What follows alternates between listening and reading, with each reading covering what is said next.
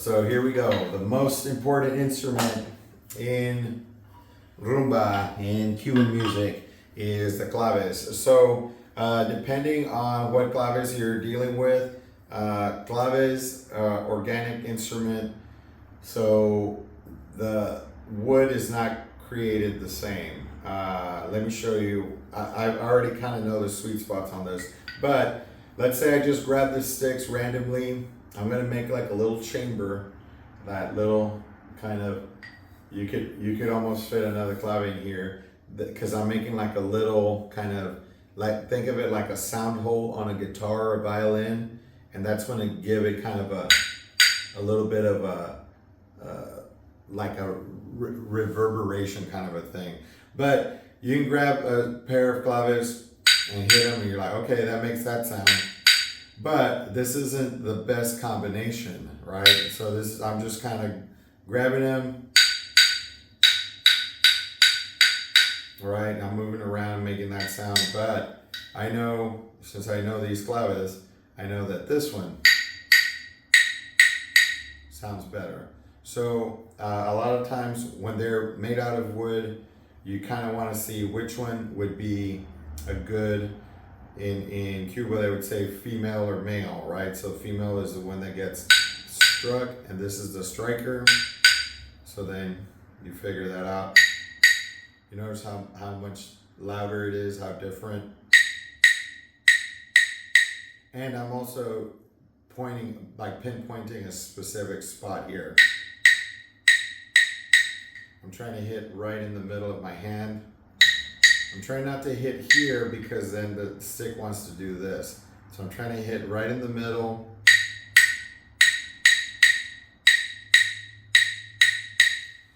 The issue with clave is you're super important clave, and it's at the top of the hierarchy of the instruments. This instrument cannot stop playing, right? Neither can the other two static instruments, the kata and the shekere. The shekere could potentially not be there, and it's okay, but the clave cannot be missing. So once you take this roll, even though you're repeating a very simple pattern over and over again, it seems super easy. It's not easy. It's very difficult. You literally do have to sit down and say, I'm going to play clave for 10, 15 minutes or longer. You can play along with records, you can play along with videos that I've made, but you want to make sure that you have experience playing claves for an extended period of time, because a lot of stuff comes up as far as like how tight should you hold the clave. You don't want to hold it super tight because you'll run out of strength in 5 minutes. So you want to hold it loose, but you don't want to hold it so loose that it just falls in your hand.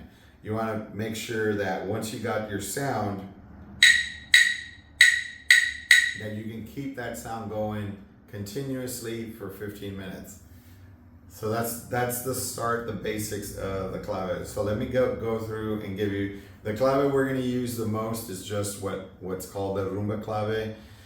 In Cuba, they call this the 2-3 clave. Of course, everybody else calls it the 3-2.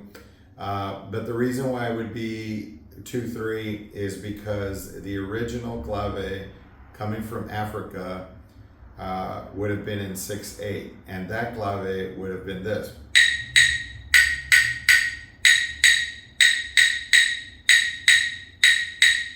Right, so you hear 2 and then 3. So the 2 could be downbeats, the other 3 could be upbeats. So 1, 2, 1, 2, 3, 4, 5, 6.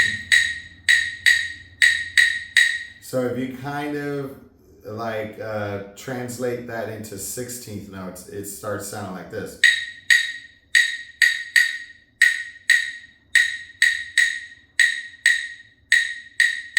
So then you want to think of it, you do 2 hits, then you do 3 hits. 1, 2, 1, 2, 3.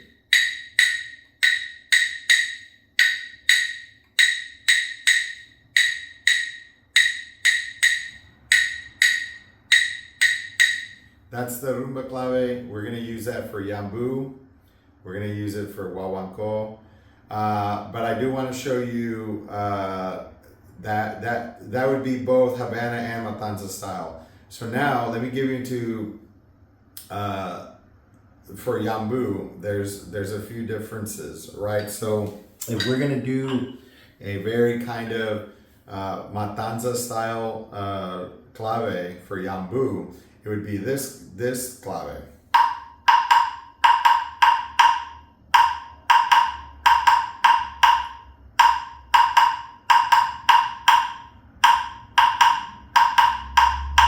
And we'll hear that in, I'll put it together a video that would be more of the Matanzas style.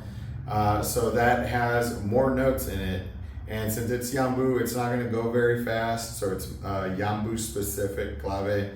Generally, you tend to find these kinds of claves more in Matanzas, but like anything, there's gonna be a mix and match. Sometimes people like the way these sound. This is like a hollowed out piece of wood, and it has resonators in here. So some people like this because it sounds more musical.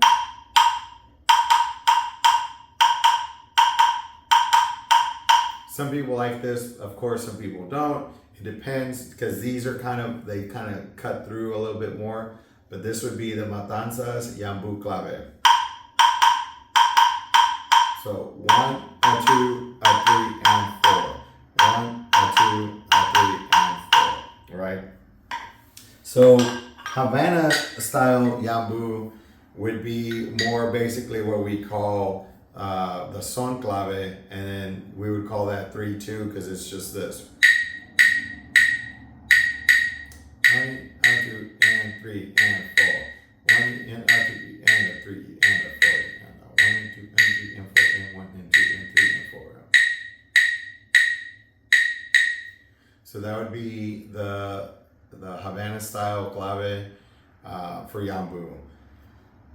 So this would be the 6/8 clave for Colombia. And this would be more kind of directly related to Nigerian.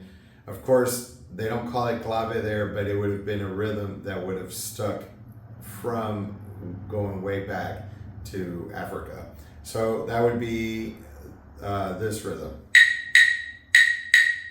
1 la li 2 la li 3 la li 4 la li 1 la li 2 la li 3 la li 4 la li 1 la li 2 la li 3 4. 1, 2, 4. 1, 2, 3, 4. 1, 2, 3, 4. 1, 2, 3, 4. Right? So if you want to count it in 6.